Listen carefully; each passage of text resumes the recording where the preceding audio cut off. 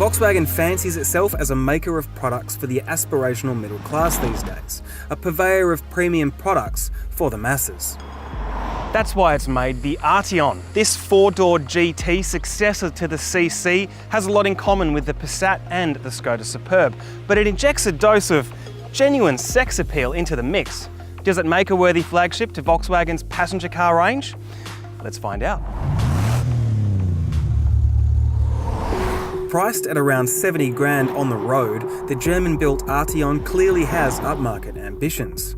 It'll be cross-shopped against the smaller Audi A5, Mercedes-Benz CLA and BMW 4 Series Gran Coupe. For people who like the finer things, the design should tick the right boxes. That bold, perhaps fussy chrome nose bleeds into a swooping side profile, set off by a low, elongated roof tapering in at the rear, and the 20-inch turbine wheels.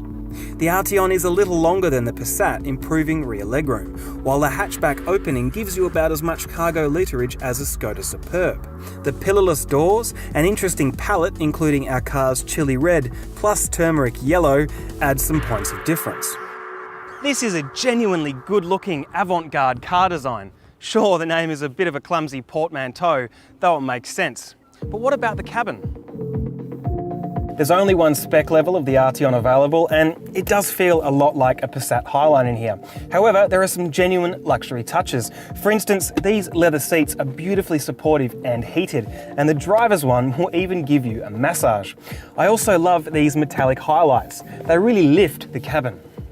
Other highlights are the 9.2-inch touchscreen with a novel gesture control system, the active info display, configurable digital instruments, pinched from Audi, and a brand new head-up display that frankly looks a little bit cheap.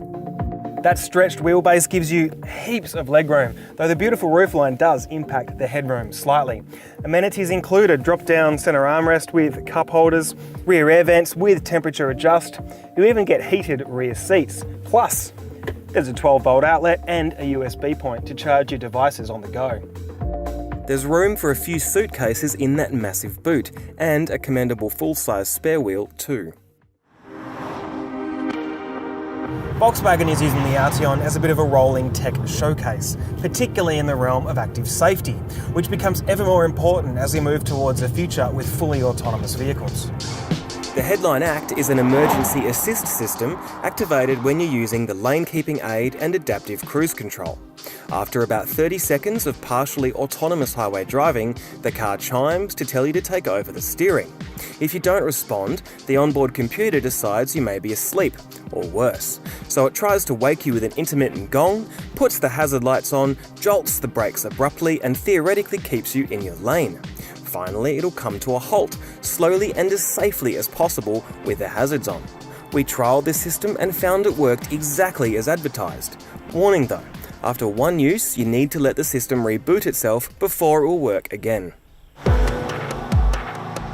The drivetrain is familiar from many other VW Group products. It's a 2-litre turbocharged petrol 4, making 206 kilowatts of power and 350 newton meters of torque from just 1800 RPM. Volkswagen claims frugal fuel use on the combined cycle of 7.5 litres every 100 Ks and a 0 to 100 K sprint time of 5.6 seconds. Brisk. The engine is mated to a 7-speed wet clutch DSG and a 4-motion all-wheel drive system with variable torque distribution. It's not exactly sonorous. The old 3.6-litre naturally aspirated V6 engine in the previous CC definitely sounded better. But on the plus side, you've got a really wide torque band that doesn't just ensure effortless cruising, but it also gives you immediate rolling response no matter what your engine speed is. The DSG dual-clutch automatic gearbox is typically crisp and decisive when you're on the move, but it's also pretty well behaved at low speeds around town, showing none of the jerkiness that previous iterations were prone to. The 4-motion on-demand all-wheel drive system ensures really good traction off the line. Like other premium Volkswagens, the various driving modes that adjust the throttle calibration, gearbox shift points and steering resistance also control the adjustable dampers, ranging from soft in comfort to firm in sport. Not that any car on 19 or 20-inch wheels like this one is ever going to be the final word in plushness. Nevertheless, the Arteon does the comfort thing pretty well, even on patchy, corrugated, coarse chip roads like the one that we're on right now. It irons out sharp hits relatively well and the body control stays flat against lateral loads. Also, the sports damper setting is probably a little bit too stiff and firm for this car's average buyer. I personally would leave it in comfort mode most of the time.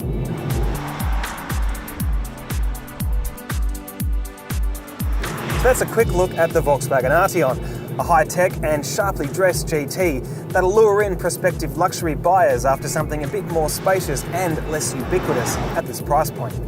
Go to caradvice.com for more info.